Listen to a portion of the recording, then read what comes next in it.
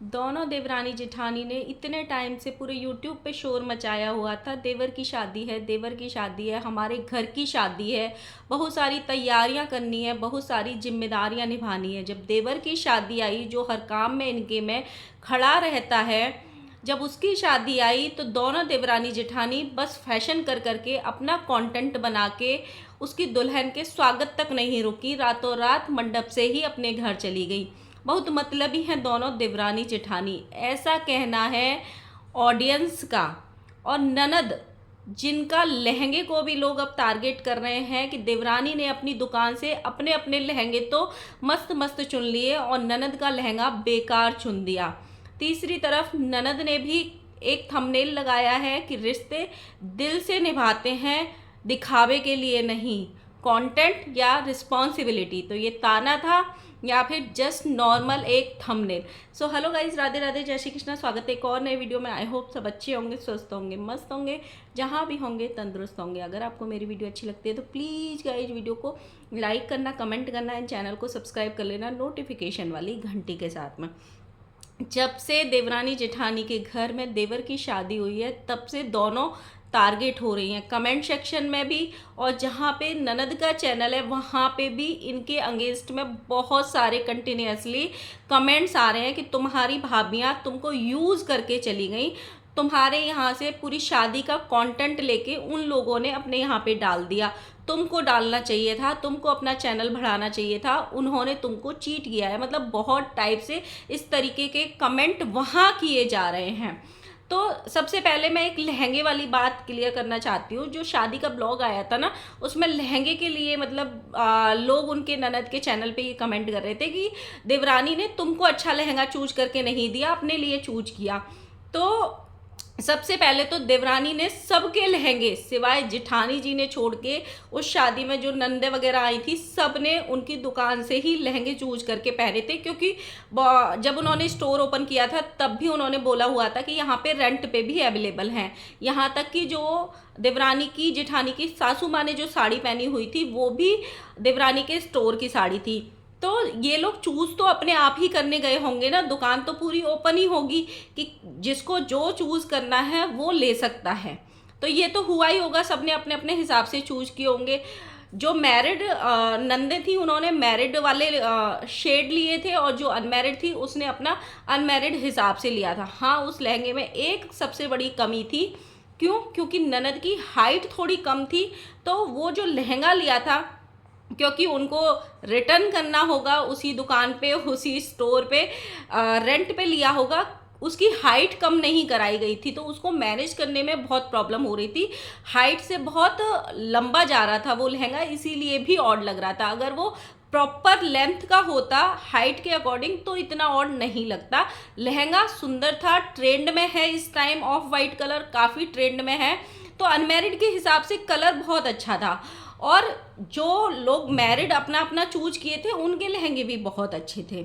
Second thing, सब लोग ये कमेंट कर रहे हैं, अब देवरानी जेठानी टारगेट पे आ गई हैं कि दोनों ने अपना अपना फैशन दिखाया। इतने दिन से शोर मचाया हुआ था दोनों ने कि देवर की शादी है, देवर की शादी है, जबकि ये वाला देवर इनके यहाँ पे हर चीज़ में अवेलेबल रहता है। हाँ, ये वाली बात सच है, यहाँ तक कि इनके मायके के फंक्शंस में भी ये लोग देखे जाते हैं।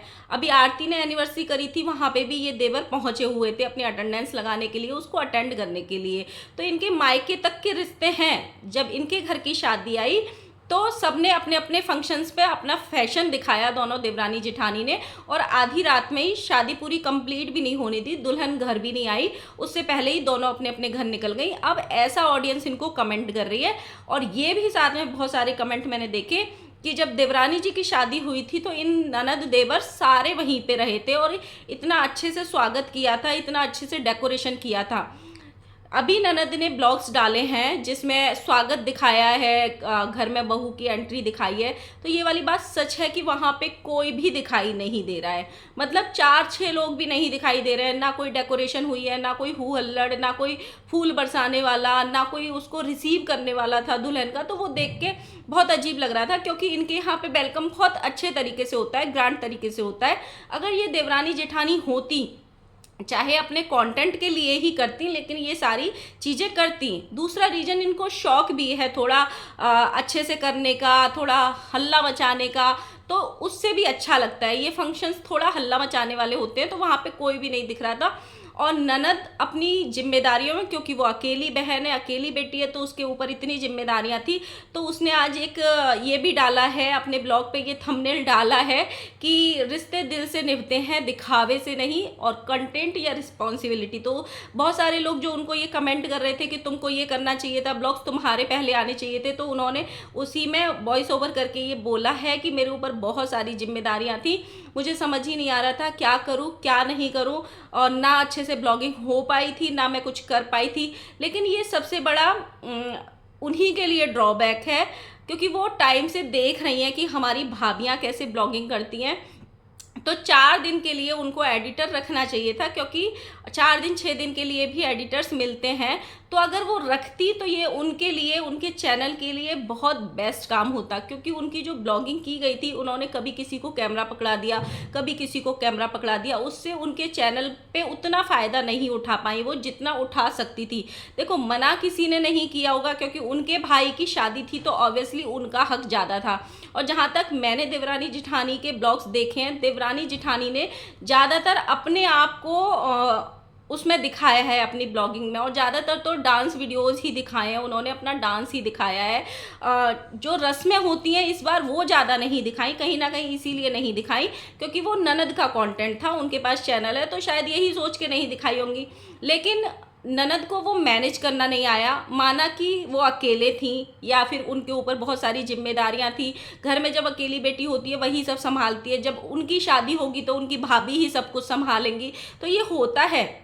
लेकिन अगर आपको इसी में करियर बनाना रहता है तो हम एक एडिटर हायर कर सकते हैं जो अच्छे से शूट करता, अच्छे से एडिट करता और सिस्टमेटिक ब्लॉग्स डालता। अभी क्या हुआ, जो पिछले 3-4 ब्लॉग्स थे वो खिचड़ी बन गए थे उनके, ना तो उनका लुक वाला ब्लॉग एकदम से अच्छे से आ पाया था, ना जो दूल्हा तैयार होता है बारात के लिए वो ब्लॉग अच्छे से आया था, ना शादी का, ना मंडप का, ना जो दुल्हन का फेस रिवील हुआ था वो बहुत अच्छे से हुआ था। तो कहीं ना कहीं कमी उनकी भी रही थी कि अगर वो इस चीज़ पे ध्यान दे लेती कि मैं 4 दिन के लिए एक लड़का रख लेती हूँ, वो एडिट करके अपने आप डाल देगा टाइम से ब्लॉग, दिन में 4 ब्लॉग भी डालते तो भी चलते, क्योंकि शादी एक ऐसा कंटेंट होता है कि लोग देखना चाहते हैं।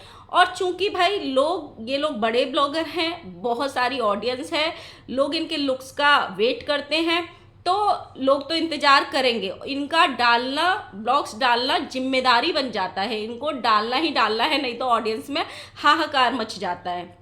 दूसरी तरफ मैंने, हाँ, ये मुझे एक ज़रूर लगा, क्योंकि दुल्हन की जो स्वागत हुआ था, अगर दोनों में से, देवरानी जेठानी में से एक भी वहाँ पे रुक जाती तो शायद दोनों में से किसी को भी इतनी नेगेटिविटी नहीं मिलती जितनी अभी मिल रही है।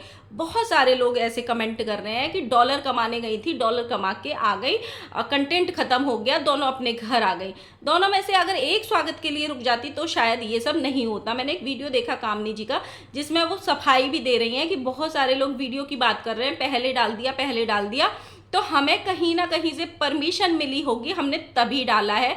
मैं कंटेंट की भूखी नहीं हूँ, ये मेरी रोजी रोटी है, मैं इसको मानती हूँ, ब्लॉगिंग मेरा काम है, इससे मेरा घर चलता है, लेकिन मैं ब्लॉग्स के चक्कर में कभी भी रिश्ते खराब नहीं करूँगी, कभी भी किसी को मैं चीट नहीं करती हूँ। ये वाली बात अलग है कि लोग मुझे चीट कर लेते हैं, ऐसा उन्होंने साफ अपने वीडियो में बोला है। एक सेकेंड, थोड़े से मैं कमेंट पढ़ती हूँ। इसमें एक कमेंट आया है, जिनको वीडियो बनाकर कंटेंट लेना था लिए और फिर निकल लिए, सब कंटेंट के लिए, मेरे घर की शादी है, मेरे घर की शादी है बोल रहे थे और सब घर से गायब। एक कमेंट आया है, निक्की और कामिनी के घर जाती तो ये कितना हेल्प करती है, इवन खाना तक बनाती है, जब इसके घर की शादी आई तो दोनों निकल ली। एक कमेंट आया है, दिखावटी भाभियाँ कहाँ गई, जहाँ होना चाहिए था, जिस टाइम होना चाहिए था तब नहीं थी। तो बहुत सारे कमेंट ऐसे आए हैं, इवन कामनी जी के वीडियो पे भी आए हैं, निक्की के वीडियो पे भी कंटिन्यूसली आ रहे हैं। अब तो उन्होंने शायद फ़िल्टर भी लगा दिए हैं कमेंट्स के। तो देखते हैं भाई, देखो कंटेंट सबका है, वहाँ पे सब ने ब्लॉगिंग करी थी, बस फ़र्क इतना है कि किसने तरीके से डाला, किसने एडिट अच्छे से किया था, क्योंकि इनके पास एडिटर्स थे तो इनको टाइम से एडिट करके मिल गए, टाइम से चीज़ें हो गई, इसीलिए इन्होंने टाइम से ब्लॉग्स डाल दिए। कहीं ना कहीं वो ननद की साइड से एक कमी रह गई, अगर वो कमी वो पूरी कर लेती तो आज उनका चैनल कहीं और भी होता और सब लोग उनके चैनल पे ज़्यादा इंगेजमेंट होते, मतलब ज़्यादा वहाँ पे ग्रोथ होती। तो कहीं ना कहीं उन्होंने अपना लॉस अपना ही खुद ही किया है।